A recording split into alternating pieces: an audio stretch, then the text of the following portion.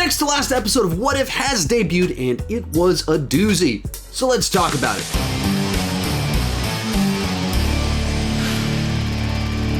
Hi, my name is Sean, and I love to talk about movies and TV way too much. With that in mind, go ahead and join me down below in the comment section. What did you think about this week's episode of What If? And as this is a spoiler review, you have been warned of spoilers, and you are free to share spoilers down below in the comment section. No spoiler warning required. I just gave it. Also, I was able to see Venom Let There Be Carnage last night with my buddy Andy. I shared my initial social media reaction yesterday, and my full review will drop tomorrow. You can see that first reaction somewhere right up here, and let's get started talking about the good. So if you've been tracking along week to week with my reviews, you know I wasn't the biggest fan of last week's episode. I didn't hate it. It just was my least favorite episode of the show thus far, and of all the possible things you could do with what if scenarios, I'm not sure why they went with that one. Didn't interest me all that much, had some fun moments. This week, however, probably my favorite episode of the show thus far, at least competing with the Doctor Strange episode. This is exactly the sort of thing I want this show to do, and it felt like the culmination of everything they've kind of been setting up with the show, with the possibilities, the role of the Watcher, and just delivered a wild what-if scenario that felt like it actually mattered and had consequence to the multiverse as a whole.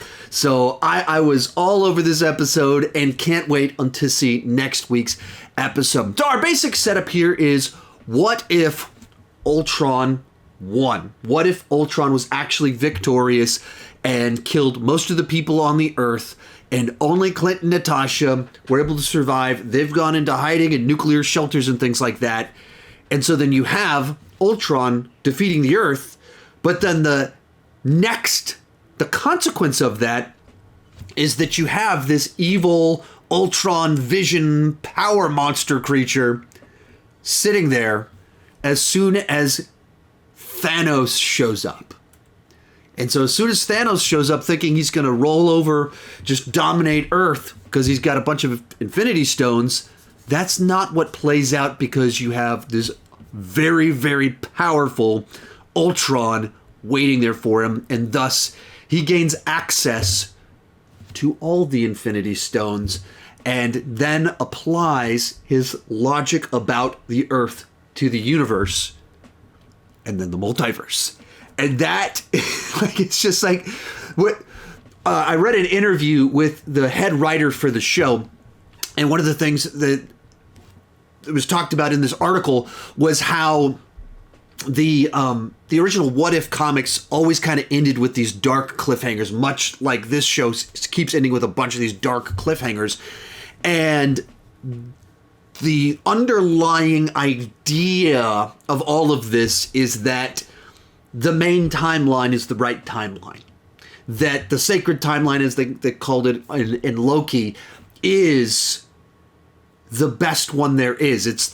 There's a reason that the TVA decided to protect that one and that run through the comics, and then that's the idea that they're also starting to run here. And so then each of these what if scenarios leads to dire consequences, and whereas most of them tell a story with conflict, victory, and then you get to the last moment, and then the doomsday happens.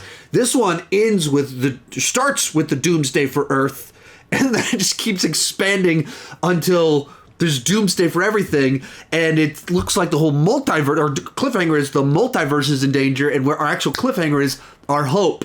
Our hope in all of this is our evil Doctor Strange, who's been sitting in his own little limbo, the one person that the Watcher can turn to.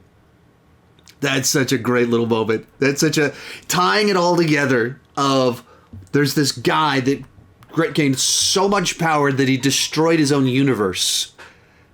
And he's just stuck in this bubble.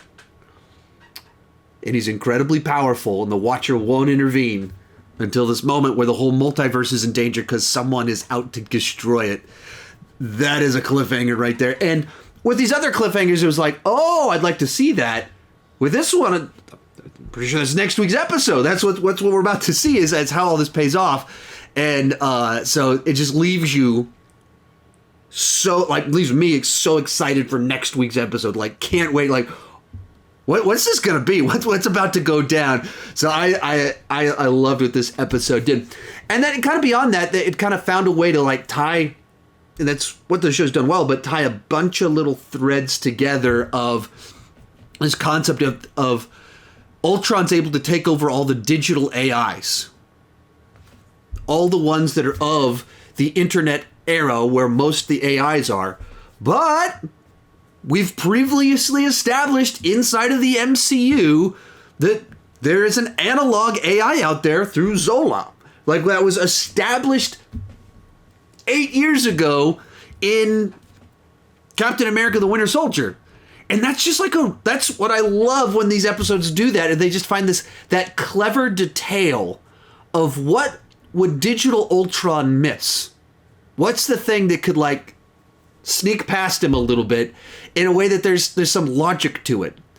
And going back to why last week's wasn't all that interesting to me, it lacked those types of details. It lacked those things that made me go, oh, yeah, that's kind of interesting. I mean, you know, I'll get into the negative on some of this in a little bit, but that's just smart. It's knowing the MCU, just having this very broad knowledge of it, and finding little ways to tie together little details of things that potentially could pull together in a way that it has a logic to it that makes sense. So, and then of course, then the fun little payoff also in here is we have the Watcher is attacked by Ultron, who smashes through the multiverse to the realm wherever the Watcher is, and they get an actual big fist fight, and they start just flying through multiverses. And for the most part, they're kind of generic little things that we saw. They weren't too specific, but you do get this one shot in there of Captain America, Steve Rogers, saying the oath to be the president of the United States. It's just a fun little detail of like, oh, like, I'd like to see that. What would Steve Rogers be the best president ever? Would he be awful because he has too much integrity? What would that look like? But you get them fighting, and our Watcher gets himself in a little bit of trouble. So anyway, just to me, this episode had a little bit of it all. You have the what if scenario with actual stakes to it that kind of really pulled this show together and gave the Watcher himself an arc and involvement. He's not just the Watcher, he's the fighter in this one, and I think just makes it doesn't just feel like this gimmicky throwaway thing. It's like, no, the multiverse is in danger. Like we have to, this has to be resolved. We have to find a way to fix this. And the Watcher's rules that he wouldn't break have now gotten him in trouble. And that's interesting, dramatic writing when a character's value set, what they live by, becomes the reason that he didn't act soon enough, and now everything is in jeopardy. So I think the writing on it was really sharp, at least on the big level. I'll get to the bad in just a second, and I have nitpicks on the specifics. But yeah, I just thought had a lot of great ones. Oh, and then I guess the final one in there is that it reverses the endgame moment of they're trying to find what are like emotionally satisfying moments. What are just has some intrigue to it that tugs at your heart in interesting ways that ties back to previous things we've seen in the MCU. So what's one of the big emotional moments in Endgame is that Natasha and Clint, these people with this long history, and for Natasha, well, I guess for both of them at that moment in time, they're really the only family that each of them kind of has. And you have this moment where, in the case of Clint, he can gain his family back, and so he's the one that needs to live on, so she decides that she will be victorious and choosing to lose and die. And this reverses it, where you have this moment where he's lost everything and can't get it back, and he's like, I'm tired. I'm really tired, and I let me be the one to make the sacrifice so you can move on, so this can take place. It reverses that moment in a way that, with the changes to the universe, make sense and have their own little ways that they're dramatically satisfying. So I was eating this whole episode up. Few nitpicks. Let's move on to the bad. And the big thing when it comes here is that I think as soon as you start saying that the two Avengers that survived are the guy with the bow and arrow and the girl with a pair of guns, as opposed to all these super-powered people. They try and write a reason as to how exactly it plays out and why they're the ones that survive, but there's a side to it that immediately you go, seems like they only survived because you wanted to repeat the endgame bit.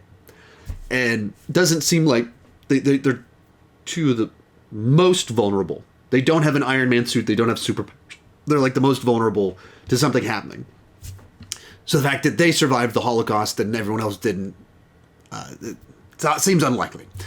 And then along those same lines of, we get to the way that we're going to defeat this 21st century supercomputer powered by an Infinity Stone is an analog AI. Like, I get where there's a certain logic to it of, like, why did Ultron miss him? Why was he disconnected? And how are we getting connected? Well, even how are we getting connected of, like, okay, well, if you have this 70s era computer and there's doing certain things that's analog, you also just can't, it doesn't have the plugins. It's not universally compatible to it. Like, even as much as Hawkeye has cool arrows, he has 60s technology, 70s technology, analog adapters to go to satellites via arrow that also goes into an Ultron bot. Like, there's a couple of things, we're having to cheat a little bit to pull this story together. And how exactly is Zola able to overpower this AI? I'm not quite sure we just have to accept that. It's one of these contrivances that it's like, you just have to accept it, suspend disbelief so we can tell this tale. There's enough cleverness in the big picture that I can accept the small details not fully adding up.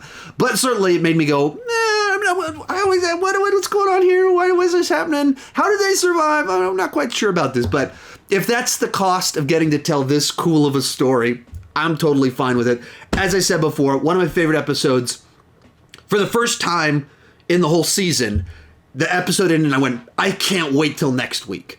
Because the nature of the show, it's like, oh, that was cool. I'll enjoy next week's episode. This one ended and you go, man, I need next week's episode right now. I can't wait.